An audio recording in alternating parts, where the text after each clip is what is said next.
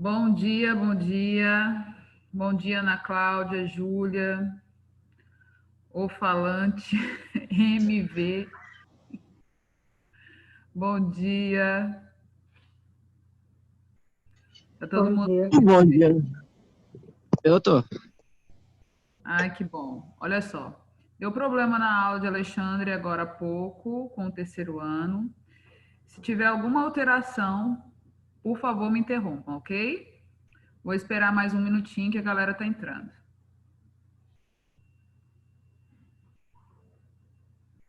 Não vejo a cara de ninguém. Ô povo sem graça, gente. Vocês têm que colocar a cara de vocês para eu matar a saudade. Me arrumo tão bonitinha, passei até um batonzinho, uma maquiagem para ver vocês e vocês não colocam a cara.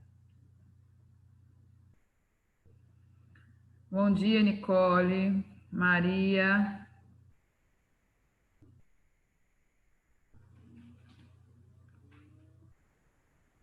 Bom dia, Manel.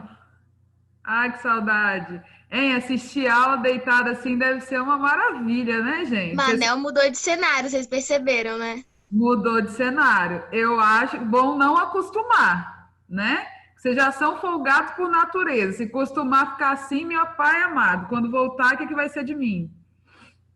Daqui a pouco ele tá batendo rango em cima da cama. Ai, ai. Flor, bom dia. Vão entrando. Essa vida de Emanuel, vou falar uma coisa. Eu tô na casa da minha avó, por isso que eu tô assim.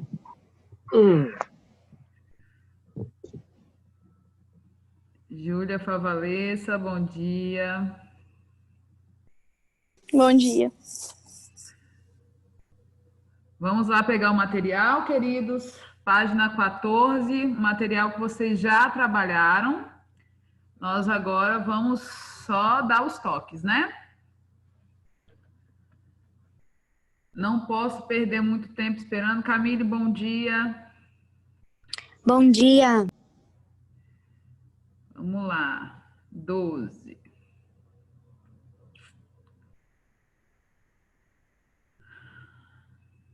Olha, esse horário de 11 horas é o melhor horário de aula, hein? Eu acho que deveria ter mais gente nesse negócio.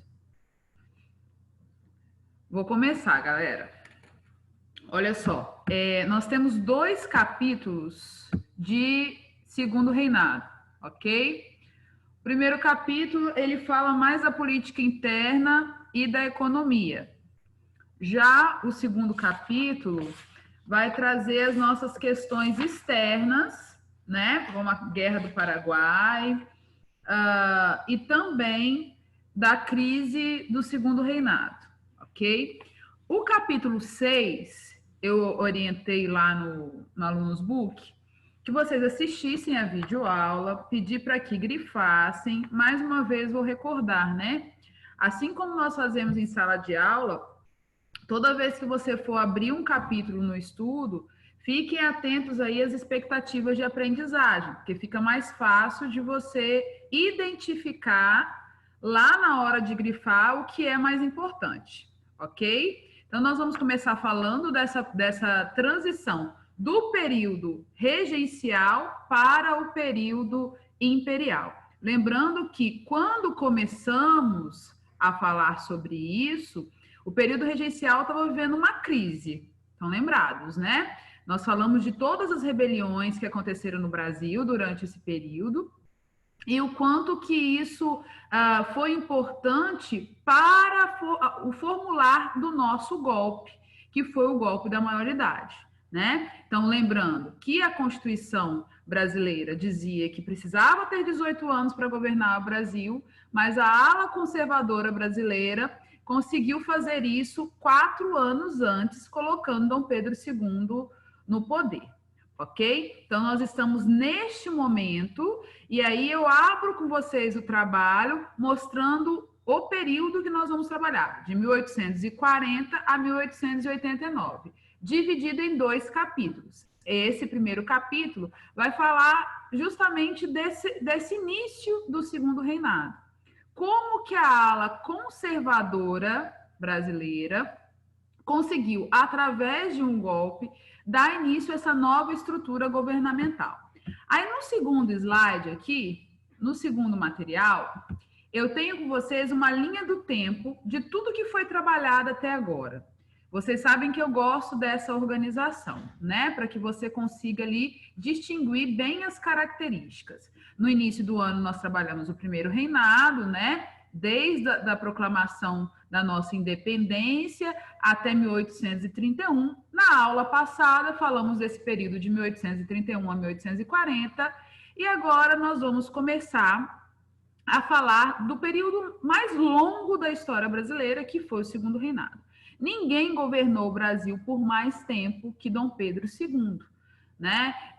Falei na aula passada da construção dessa imagem na nossa história, por que ele sempre parece ser mais velho do que realmente era, como que foi essa criação tutelada dessa criança que ficou ali 10 anos sobre uma tutela sem ter uma infância real, porque o momento ele foi preparado para ser o rei do Brasil, então ele não teve uma infância comum, porém, teve acesso a aspectos liberais. Então, é um governo que vai passar por um conflito muito grande entre os desejos do nosso imperador e os movimentos econômicos, a elite conservadora brasileira, ok?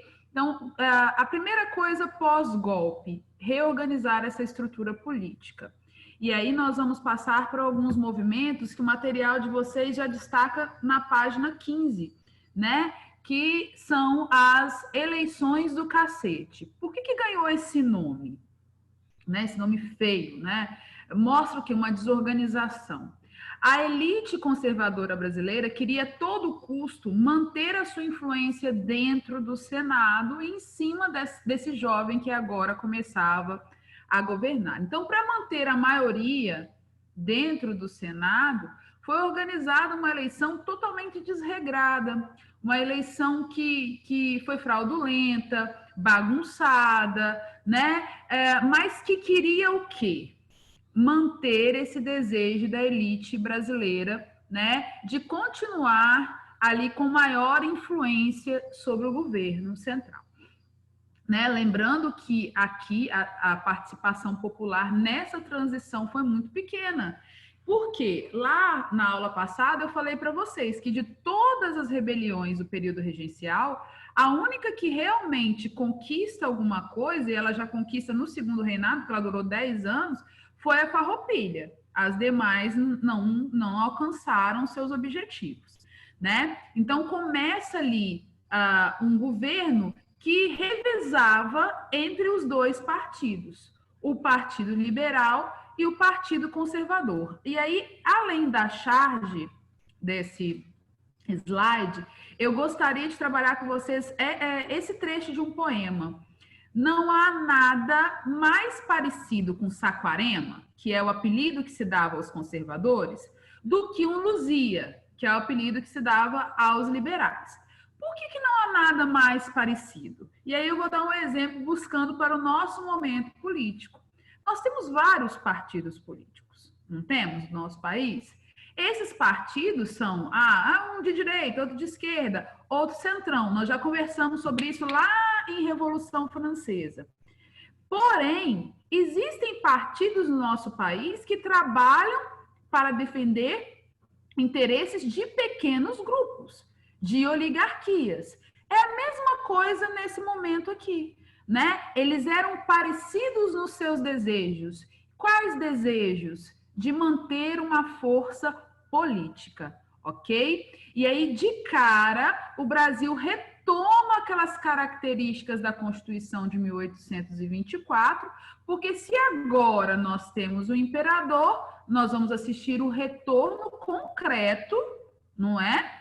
Do quarto poder, que é o poder moderador.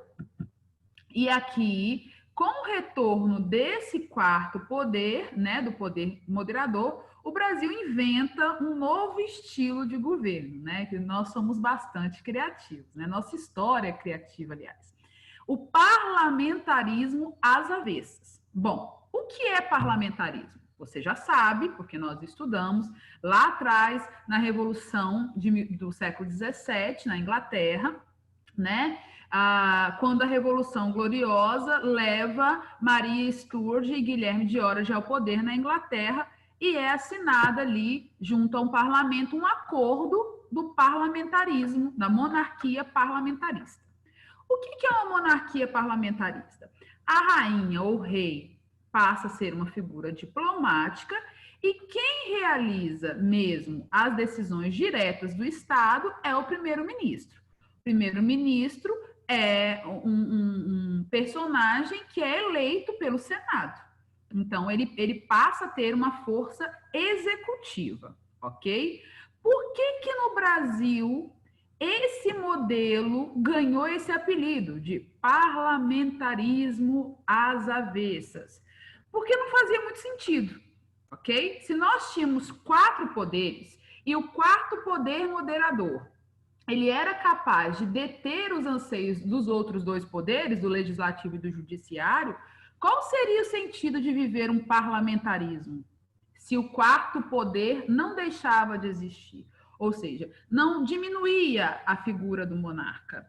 Então, aqui, lá, né, no século XVII, quando a monarquia parlamentarista surgiu na Inglaterra, nós usávamos a expressão, na Inglaterra o rei reina, mas não governa. No Brasil veio a piada, né? No Brasil, o rei reina, ri e rói. Por que essa expressão? No Brasil, o rei reina, ele vai continuar com esse quarto poder e tendo a sua influência ali, brigando, né, com a elite conservadora e liberal brasileira. Ri, porque passa para o mundo uma sensação que, na verdade, não existia. E rói, porque os impostos, as condições no Brasil continuavam extremamente difíceis para quem sustentava esse país. Lembrando que nós estamos em 1847, os prazos estabelecidos nos acordos pós-independência já estavam acabando e o Brasil continuava escravocrata, ok? Outra coisa que nós não podemos esquecer, nessa questão do rir, né? Porque quando eu opto por um parlamento, eu passo a impressão de uma democracia, mas o Brasil continuava conservador com a existência do quarto poder e era o único país no continente americano que continuava adotando a monarquia. Deu para entender o sentido da frase? Né? Olha só, todo o continente americano se tornou independente em repúblicas. Repúblicas oligárquicas, clientelistas, mas repúblicas. O Brasil adotou a monarquia e aí apela para essa questão do parlamentarismo que, na verdade, nunca funcionou com eficiência por conta da existência do quarto poder. Ok? Alguma dúvida aqui, segundo ano? Alguma dúvida até aqui? Vou continuar, hein? Marcela? Oi. Como que é a frase mesmo? No Brasil, o rei reina, ri e rói. Obrigada. Vamos lá? Bom, agora nós vamos passar para o conteúdo lá da página 16, para quem está acompanhando no material, né? Mais uma vez, Pernambuco. Quantas vezes eu falei para vocês da minha paixão pelo Nordeste, né? Até brinco, Nordeste é o meu país, né? Porque a maior parte das rebeliões que questionavam essa estrutura, elas partem do Nordeste. E, mais uma vez, Pernambuco. Pernambuco vivencia, em 1848, a Revolução Praieira. A Revolução Praieira, fiquem atentos à data, 1848, está no meio do século XIX. O século XIX, segundo ano, foi um século muito agitado, porque foi um século do surgimento de ideologias que buscavam resolver os conflitos entre a burguesia e o proletariado. Então, nós vamos assistir aqui o nascimento do socialismo utópico, científico, do nacionalismo, do liberalismo, da anarquia. E a Revolução Praieira foi a primeira revolução no Brasil que trouxe características socialistas, porque ela reivindicava o quê? O predomínio de oligarquias, o predomínio de famílias em determinadas regiões no Brasil, no caso aqui, Pernambuco, ok? Então, quem entendeu na última aula que a Guarda Nacional distribuiu o cargo de coronel e que esses coronéis tinham influência na região em que viviam, vai entender essa frase que começa o conteúdo aqui. Olha só. Quem viver em Pernambuco deve estar desenganado. Há de ser Cavalcante ou há de ser enganado. Cavalcante e Albuquerque, sobrenome chique, era o sobrenome das famílias que comandavam a região, né? Que exerciam influência. Então, quando ele fala quem viver em Pernambuco deve estar desenganado, assim, perdido, porque ou respeita os Cavalcante ou não tem chance nenhuma, porque era assim que funcionava nos estados que tinham essa força da oligarquia, e infelizmente até hoje tem no nosso país, né? E aí começa uma rebelião em Pernambuco que reivindicava o quê? O controle e o poder político da aristocracia rural. Nós falamos isso aqui na aula passada. Lá, as famílias Cavalcante e Albuquerque, um monopólio que no metade do século XIX continuava na mão dos portugueses. Olha, nós falamos isso lá na Guerra dos Mascates, nós falamos isso em Revolução Pernambucana e continuamos falando na Revolução Praieira. Quer dizer, a influência econômica que Portugal ainda tinha, que os portugueses, na realidade, ainda tinham em Pernambuco, né? E a insatisfação de boa parte dos intelectuais, das pessoas politicamente ativas de Pernambuco com as questões liberais, com a permanência de alguns aspectos da Constituição de 1824, depois do golpe da maioridade, ok? Bom, 1848, lá na história geral, é o ano da Primavera dos Povos, é o ano em que começam rebeliões na Europa, unificações, com grande influência anarquista, nacionalista, socialista, né? Então é um momento de bastante turbulência. E é nesse momento que nasce em Pernambuco um jornal que tinha como objetivo difundir essas ideias, né? O jornal Diário Novo. Não pode esquecer o nome desse jornal, porque ele foi o principal veículo de comunicação do povo do que estava acontecendo lá e do que os liberais queriam que acontecesse em Pernambuco, ok? Então, esses liberais, comandados aí na figura do Pedro Ivo Veloso, que era líder dos praeiros, do Partido da Praia, ou Praeiros, tá? Escreveram um documento chamado Manifesto ao Mundo. Aí vamos fazer um paralelo, né, com o que acontecia lá na Europa, o Manifesto Comunista, aqui o Manifesto ao Mundo, né, onde ele exigia algumas coisas, né, caso não acontecesse, eles proclamariam ali a independência deles, né. Primeiro ponto, o fim do voto censitário, um aspecto da Constituinte de 1824 que nós falamos várias vezes, né? Que Constituição é essa que permanece com a escravidão e ainda estabelece uma renda para a pessoa poder votar? Participação popular, nenhuma, os bestializados, né?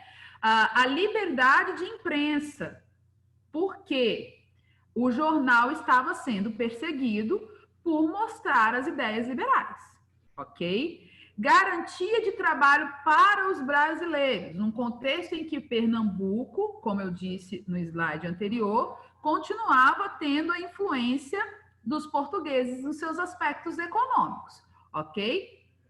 E a extinção do poder moderador e do Senado vitalício.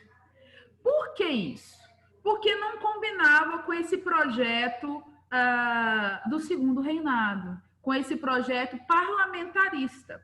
Então, nós vamos perceber aqui o início de um momento político no Brasil que nós chamamos de ações para inglês ver.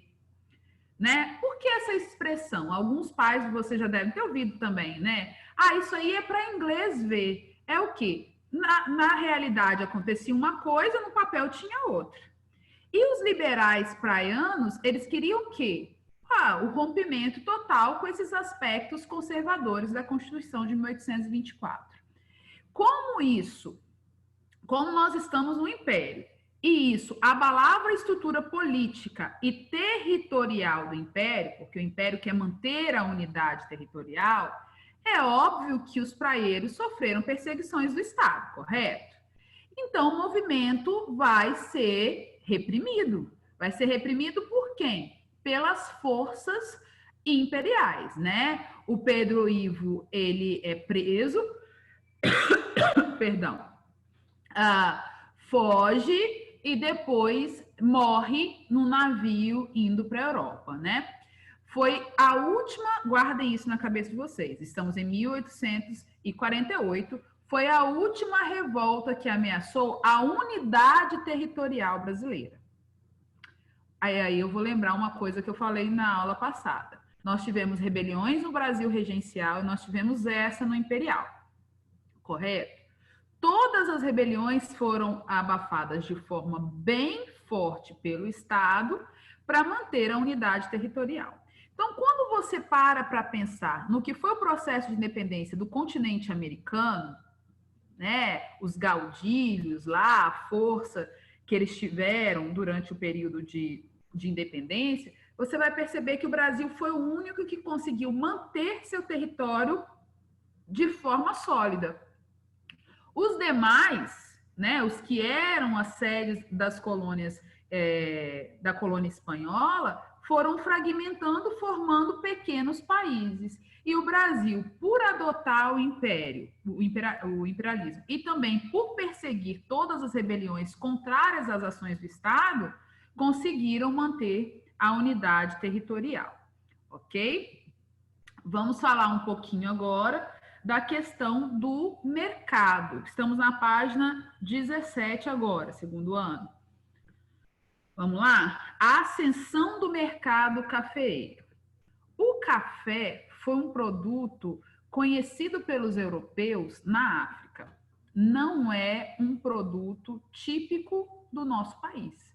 Não é natural daqui, né? Ele chega aqui na transição do século XVIII para o século XIX.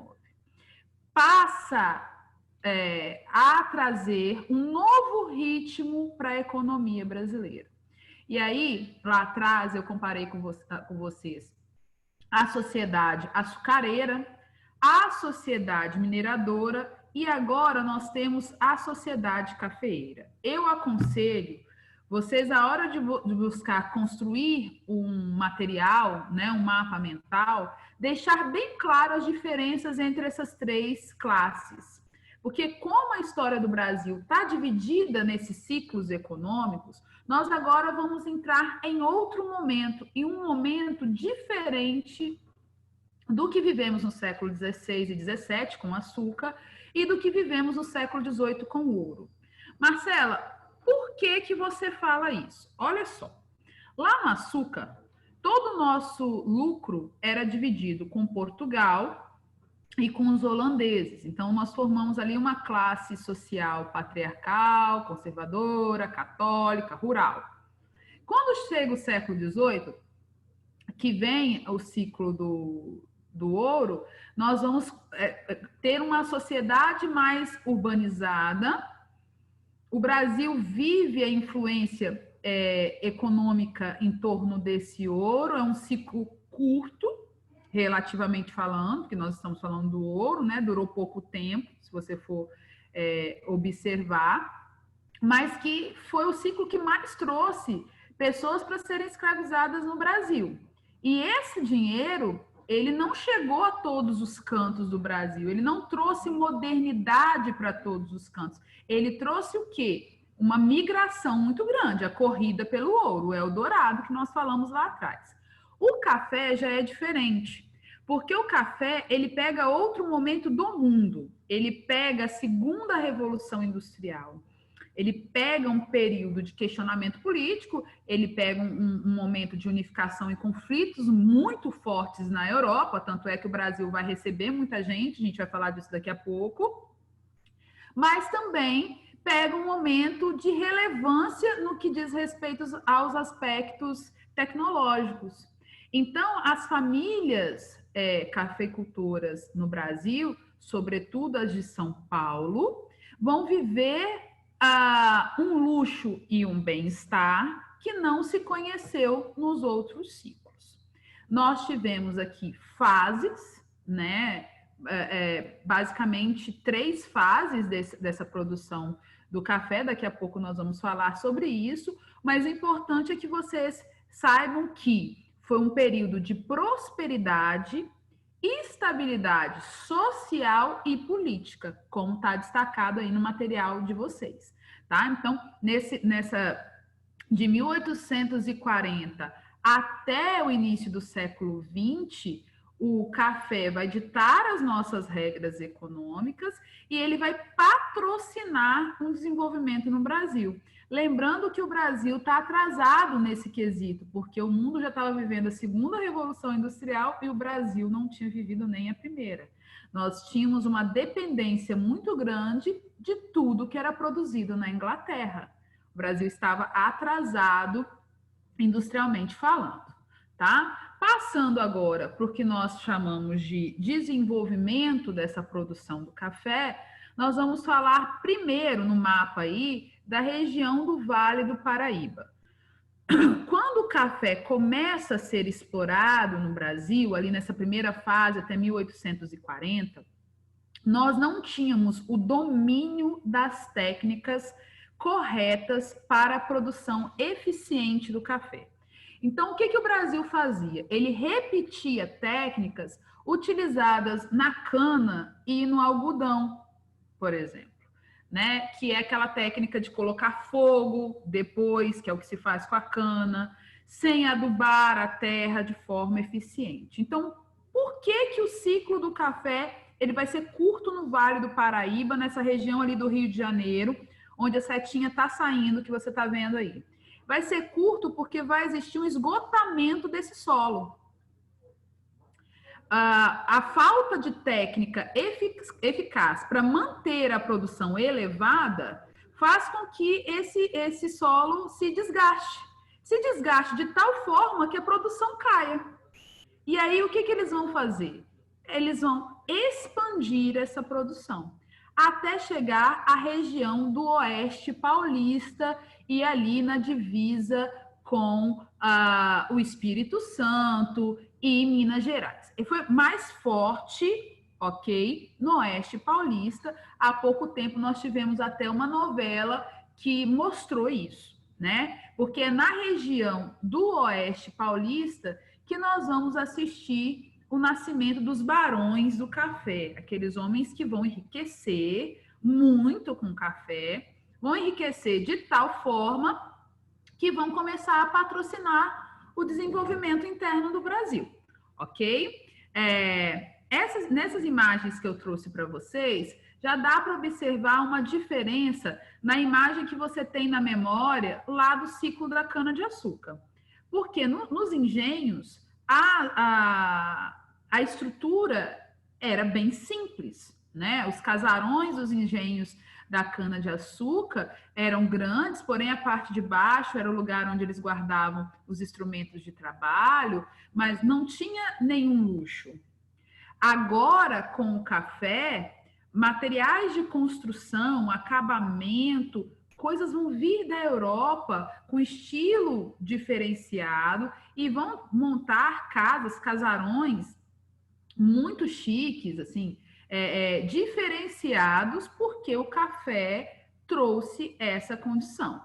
No cantinho aqui à sua direita, nós temos uma foto clássica dos barões do café. Esses homens que diretamente tinham influência sobre o imperador, porque eram grandes produtores de café e também senhores de escravos. E aí as dificuldades que Dom Pedro II vai enfrentar para colocar em prática os seus ideais liberais. Como eu disse para vocês, nós vamos ter a sorte de estar estudando um movimento que vai ser narrado em TV aberta. Mas tem muito material na internet que você consegue aprofundar um pouquinho mais o conhecimento sobre quem foi Dom Pedro II e as dificuldades que esse homem teve de governar um país que nasceu em cima de uma estrutura oligárquica. Então, quem vai dar as cartas agora, a partir de 1840? E quem vai dar as cartas até hoje, quando se fala em demarcação de terra, em questão de agrotóxico e tudo mais? Os grandes produtores rurais, ok? Passando para o próximo material, nós estamos aqui, vamos voltar um pouquinho no tempo, nós voltamos em 4 anos, para falar um pouco desse café, né? Bom, se o desejo agora era buscar uma independência econômica, o Brasil precisava proteger o seu mercado para internamente dar início à sua industrialização. Então, o que se faz? O que Dom Pedro II propõe? Né? A criação de uma lei protecionista. Nós falamos de protecionismo ano passado e eu vou lembrar com vocês agora. Né? Protecionismo vem da palavra proteção. A Tarifa Alves Branco ela é de 1844. Ela defende o protecionismo alfandegário. Lá em 1810, quando foi assinado o Tratado de Amizade entre o Brasil e a Inglaterra, vocês lembram que os impostos dos produtos portugueses eram maiores do que dos produtos ingleses. Então, Portugal, ele favorecia a Inglaterra em seus aspectos tributários para que o brasileiro consumisse os produtos ingleses. O que ele vai fazer em 1844? Ele vai fazer o contrário. Ele vai aumentar os impostos dos produtos internacionais, diminuir os impostos dos produtos brasileiros para incentivar a produção interna no Brasil. E isso a Inglaterra não gosta. Por que a Inglaterra não gosta, queridos? Porque em 1827, para assinar, reconhecer a independência do Brasil, 5 anos depois do fato ter ocorrido, a Inglaterra reconhece a independência do Brasil, mas ela coloca lá alguns pontos que o Brasil tinha que cumprir. E uma delas era acabar com a escravidão. Qual era o interesse da Inglaterra nisso? Se o Brasil deixasse de ter escravos, o número de negros que viviam, né, no Brasil, de pretos africanos que viviam no Brasil livres, seria um mercado consumidor ativo para a Inglaterra vender seus produtos. Em 1844, o Brasil ainda não tinha acabado com a escravidão e agora adota uma lei protecionista. Ou seja, meio que dá uma passada de perna ali na Inglaterra. Olha, nós combinamos, mas agora não quero mais. A Inglaterra fica retada, a Inglaterra não gosta. E aí ela dá uma resposta economicamente falando, né?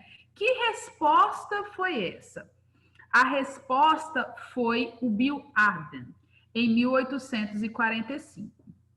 Foi uma lei que a Inglaterra consegue aprovar internacionalmente, que permitia à Marinha Britânica, que era a maior do mundo há um bom tempo, né, de apreender navios negreiros em qualquer lugar do mundo, tornando muito arriscado o tráfico negreiro.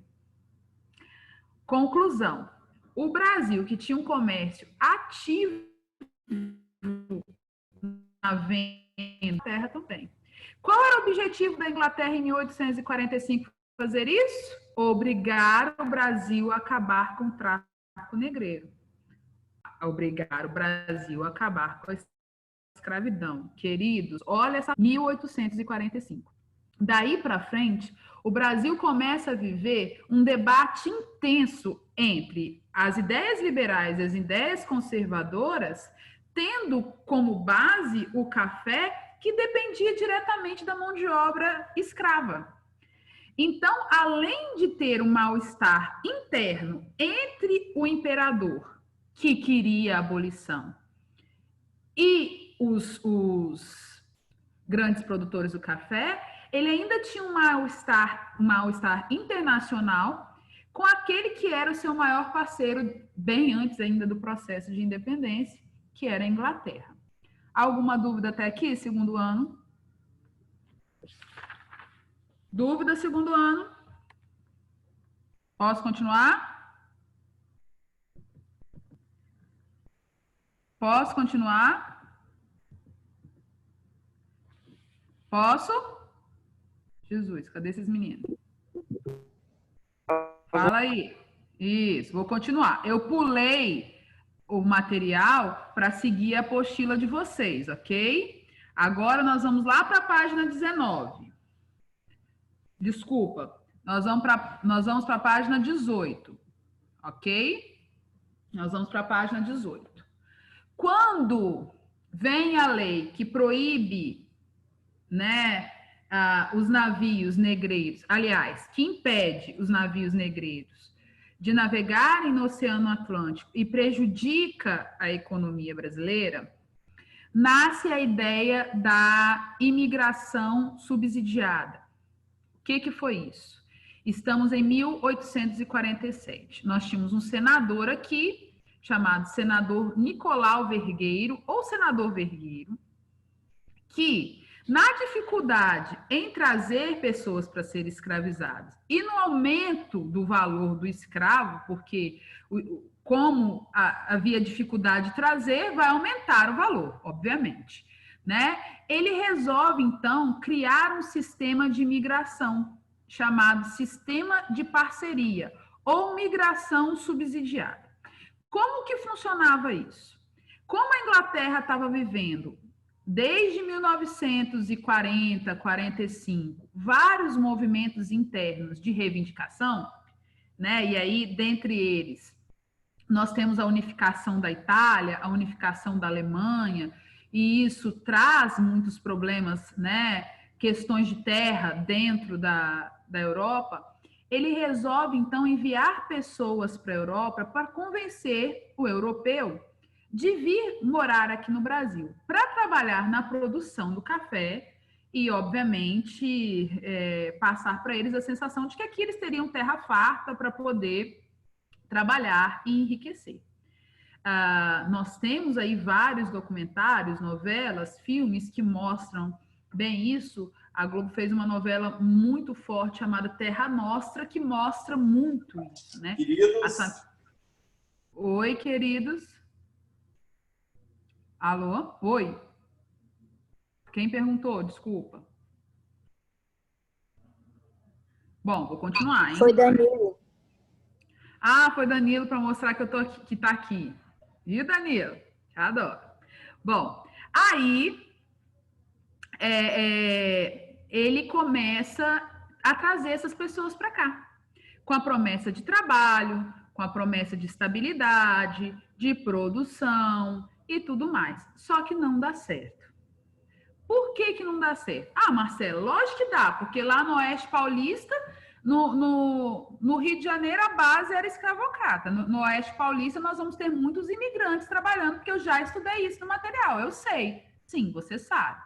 Só que você também sabe que o imigrante, né, o alemão, o italiano, o suíço, o belga, essa leva imensa de pessoas que vieram morar aqui, não aceitavam as práticas que os barões do café queriam impor. Por quê? O barão pagava a passagem dessa família, o barão dava a casa para essa família morar e trabalhar. Porém, quando a colheita acabava, essas famílias estavam devendo muito aos barões. Então, elas conseguiam acumular alguma coisa? Não. E aí os imigrantes começam a se rebelar.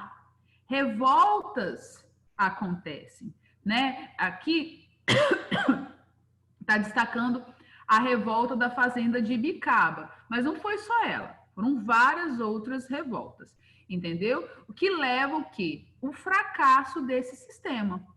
Com o fracasso desse sistema, nós vamos assistir a saída de alguns desses imigrantes para outras regiões do Brasil. E aí a história do Espírito Santo está bem engajada com isso, porque é nesse momento histórico que as famílias vêm para Santa Teresa, para Santa Maria de Jetibá, para Domingos Martins, para Venda Nova do Imigrante, né? Trazendo para a formação do território capixaba uma influência alemã, italiana, pomerana, né? Porque a Pomerânia ainda existia, muito forte, tá? É nesse contexto aqui. Ok, colegas? Bom, já falei da imigração de parceria. Agora eu vou falar de uma figura importante para a nossa história. Essa aqui eu já falei, né? O Vale do Paraíba, a diferença do Vale do Paraíba para o Oeste Paulista, ok? No Vale do Paraíba era usado a mão de obra escrava, não tinha muita técnica de produção. Já no Oeste Paulista eles conseguiram desenvolver isso e a visão passou a ser mais empresarial e aí sobrou grana para poder investir em outras coisas. Quem vai investir em outras coisas? Né?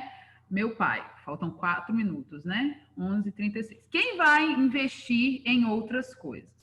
Esse senhor aí, Irineu Evangelista de Souza, primeiro barão, depois visconde de Mauá. Muita coisa legal sobre esse homem tem para aprofundar os seus estudos no que diz respeito aos aspectos econômicos, a participação dele na maçonaria, a amizade dele com Dom Pedro II. Quem foi esse homem? Se você jogar lá no Google o nome dele, vai aparecer a imagem dele, vai aparecer a imagem, sabe de quem junto?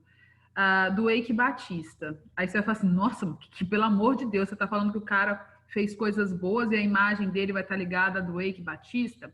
Por que vai aparecer isso? Porque o Visconde de Mauá, ele conseguiu trazer para o Brasil muitas coisas, porém, ele utilizava dinheiro de empresários e do governo. A mesma coisa aconteceu com o Eike. O Eike era filho de um diretor da Vale do Rio Doce, que através da influência do pai, conseguiu empréstimos, financiamentos, parcerias, que fez dele, há uma década e meia atrás aí, né, mais ou menos uns 15 anos atrás, o 8º homem mais rico do mundo. O Barão de Mauá, ele conseguiu uma expressão econômica muito grande por causa dessas parcerias. Marcelo, ele nasceu rico e influente? Não, ele foi vendedor de tecido. Mas a cabeça dele era uma cabeça empreendedora, moderna para a época. Ele viu que os donos, que os produtores, que os grandes barões de café estavam ganhando muito dinheiro, e ele pensou, bom, já que eles estão ganhando dinheiro, eu vou chamar esses caras para poder investir em coisas que vão modernizar o Brasil.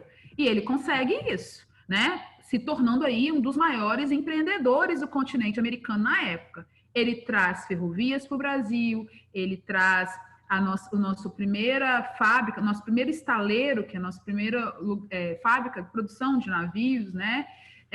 Fábrica de gás aqui no Rio de Janeiro, tem uma imagem aí embaixo, está bem pequenininho para vocês, e ele cria o nosso primeiro banco privado também, que foi o Banco Mauá, que ele teve aqui no Brasil e teve na Argentina também. E como termina a história desse cara? Bom, a história dele não termina lá muito bacana, porque ele chega ali no auge, ele empreende em várias coisas, fábrica de tecido, e ferrovia, e estaleiro, e banco, e depois ele quebra. E ele honrou as suas dívidas com o Estado. Ele não termina a vida dele rico, mas ele também não passa a perna no Estado, como aconteceu com outro personagem já aqui citado, ok? Queridos, na página 20 tem a sugestão do filme Mauá, o Imperador e o Rei, que é um filme muito bacana que o Paulo Betti arrasa interpretando o Barão de Mauá. E essa é a sugestão que termina essa aula, porque na outra aula a gente já vai entrar para o capítulo 7. Há alguma dúvida aqui? Até aqui? Vamos. Tá acabando. Acabou. Ai, meu pai. Estão me ouvindo ainda? Sim. Sim. Alguma dúvida, queridos? Alguma coisa que vocês queiram falar?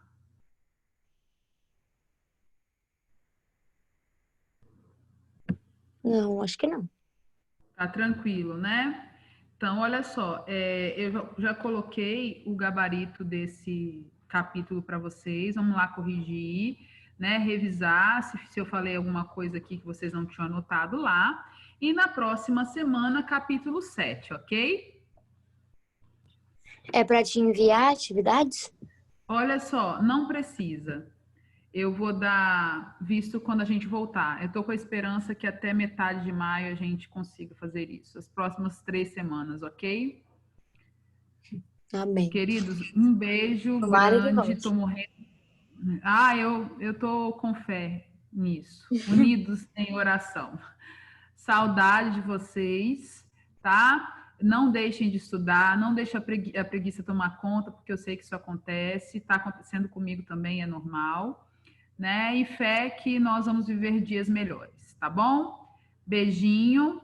Tô morrendo de saudade. Tchau, tchau.